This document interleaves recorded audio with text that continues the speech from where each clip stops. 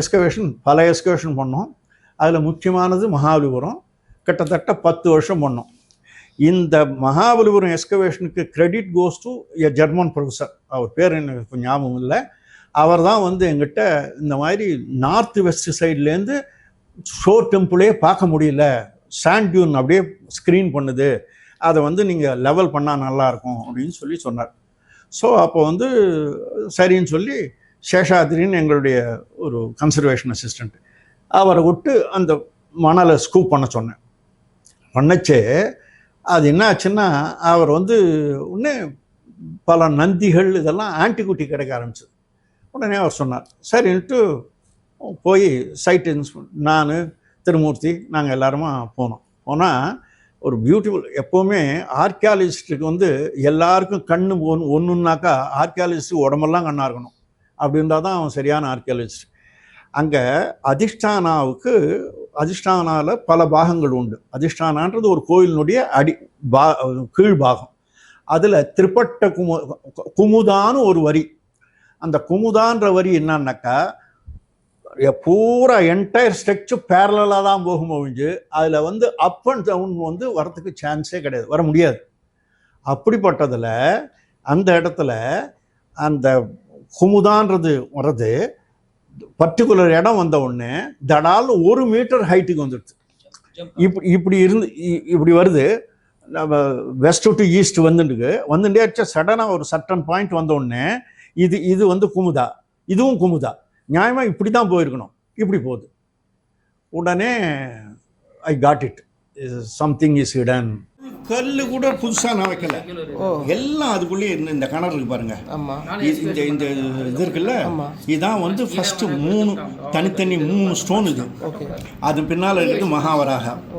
அந்த மகாவராகா தான் அதுக்கு பின்னால் ஷோர் டெம்பிளுக்கு பின்பக்கத்தில் ஸ்தலசைனம் அனந்த விஷ்ணு இருக்கார் இல்லையா, அந்த சாளுக்கியன் மேலே சண்டை போடுறதுக்கு முன்னால் அதுக்காக பூஜை பண்ணுறதுக்காக பண்ணான். இது மகி மகாவராகன லோகிதா துதுதோதேகன்னு தண்டின்ற கவி சொல்கிறான். அது இது எல்லாத்தையும் கண்டுபிடிச்சி இது ஃபுல்லாக இது கடல் பார்த்தீங்களா, இதில் கங்கை வந்து உள்ளுக்குள்ளே நம்ம தண்ணி போகும்.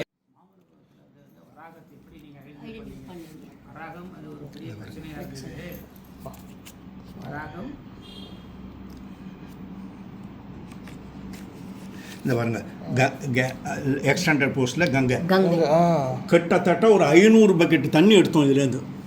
ஸ்வீட் வாட்டர் அப்படியே எடுத்து இந்த பாருங்க, இந்த பாருங்க க்ளோசர்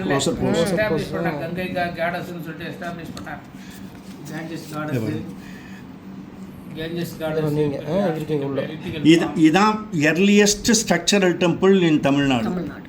இது இந்த இது இருக்கு பார்த்தீங்களா, இது இந்த பீரியடுக்கு சேர்ந்தது. இதனுடைய பலிபீடமாக அது ஒர்க் பண்ணிது. இந்த வராகத்தை பூஜை பண்ணுறதுக்கு இது பலிபீடம். அந்த முதலாம் நரசிம்மவர்மன் இது ரெண்டுத்தையும் யூஸ் பண்ணான்.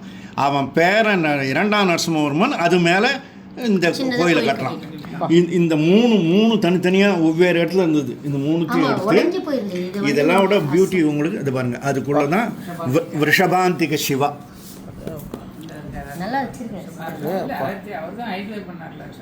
இது வந்து என்ன இல்லைன்னா குமுதா எகிறதுக்கு சான்ஸே கிடையாது, அந்த மாதிரி போக முடியாது அப்படின்னு சொல்லிட்டு நிறுத்திட்டு டைரக்டரேட்டுக்கு எழுதி பர்மிஷன் வாங்கி then we converted as a proper excavation, horizontal excavation பண்ணி தான் அதில் தான் இந்த அருமையான அந்த அப்சிட்டல் இது சகலம் கண்டுபிடிச்சோம். ஆக என்னடா காரணம்னா, இந்த கட்டடம் 1ஆம் நரசிம்மவர்மனால் கட்டப்பட்டிருக்கு.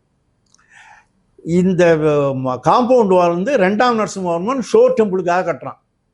இந்த வராகா இதெல்லாம் இருந்த காலத்தில் ஷோர் டெம்பிளே இல்லை, வெறும் அந்த ஸ்தலசயனம் ரிக்ளைனிங் விஷ்ணு தான் இருக்க தவிர வேறு ஒன்றுமே கிடையாது, ஓப்பன் ஏர். அந்த ஷோர் டெம்பிளே நாம் நினைக்கிறோம் ஏதோ சி பீச்சில் கட்டுருக்கான்னு, இல்லை. ஆக்சுவலாக அது ஒரு ஹில்லு.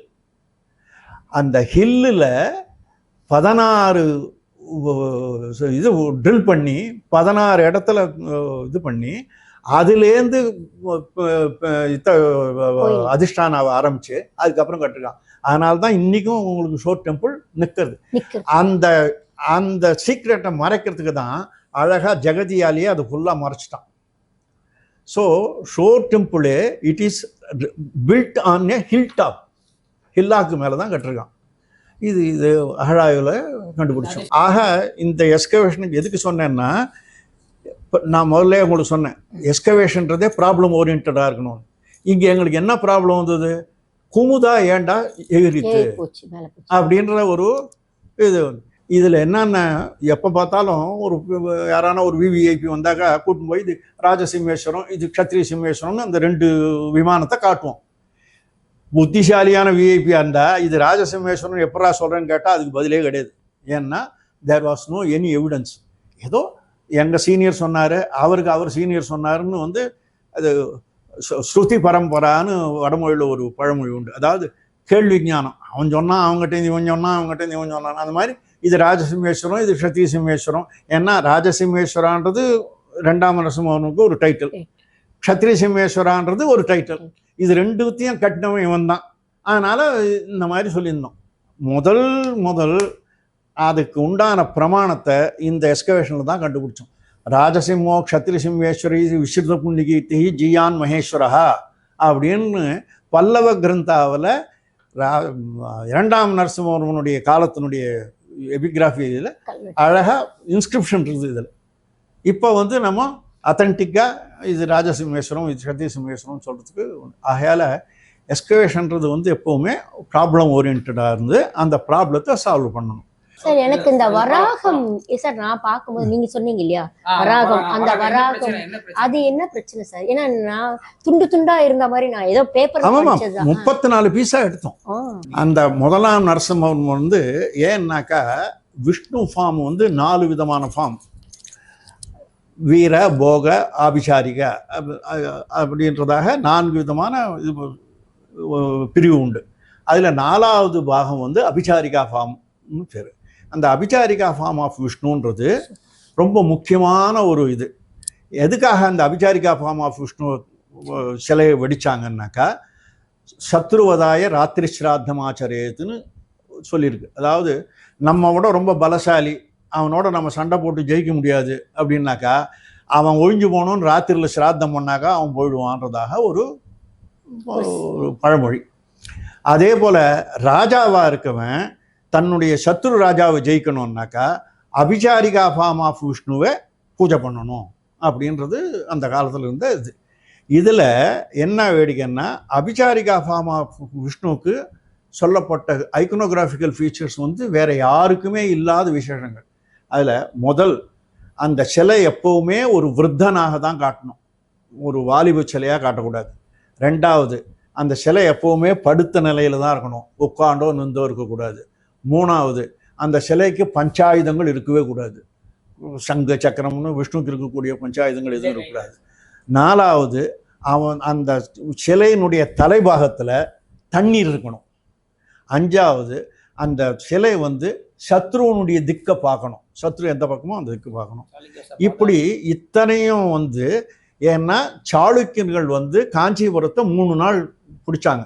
பிடிச்சிட்டு திரும்பி போச்சே தான் கோரத்தில் என்னுடைய சொந்த கிராமத்தில் இன்ஸ்கிரிப்ஷன் கொடுத்துட்டு போகிறானுங்க. அந்த வித்யாவிநீத பரமேஸ்வர பல்லவனுக்கு தீபம் போடுறதுக்காக நாங்கள் காஞ்சிபுரத்தை விட்டு போகிறோம், இது கொடுக்குறோன்னு சொல்லி இன்ஸ்கிரிப்ஷன் கொடுத்துட்டு போயிருக்காங்க. ஆக அந்த சாளுக்கியன் மேலே போய் சண்டை போட்டு ஜெயிக்கணுன்றது தான் 1ஆம் நரசிம்மவர்மனுடைய குறிக்கோள். ஆக இவன் சாளுக்கியன் பல்லவர்களோட இன்னும் பலசாலியாக இருக்கான். அதனால் முதல்ல இந்த அபிசாரிகா ஃபார்ம் ஆஃப் விஷ்ணுவை பண்ணி, இந்த அபிசாரிகா ஃபார்ம் ஆஃப் விஷ்ணுவுக்கு பூஜை பண்ணி, அதுக்கப்புறம் தான் இங்கேருந்து அவன் வாதாபிக்கு போய் சண்டை போட்டு ஜெயிச்சு வரான். அங்கேருந்தா அவங்களுடைய எம்பளமான வராகத்தை கணபதியும் கொண்டு வாதாபி கணபதியும் பஜின்னு சொல்கிறது அதை வச்சு தான் அங்கே கொண்டு வரான். ஆக மகாபலிபுரத்தில் தான் உங்களுக்கு அந்த எனக்கு தெரிஞ்ச வரைக்கும் அபிசாரிகா ஃபார்ம் ஆஃப் விஷ்ணுவுக்கு இத்தனை லட்சணத்தோடையும் எல்லா விதமான சரித்திர பிரமாணத்தோடு இருக்கக்கூடிய ஒரே இடம் மகாபலிபுரம்.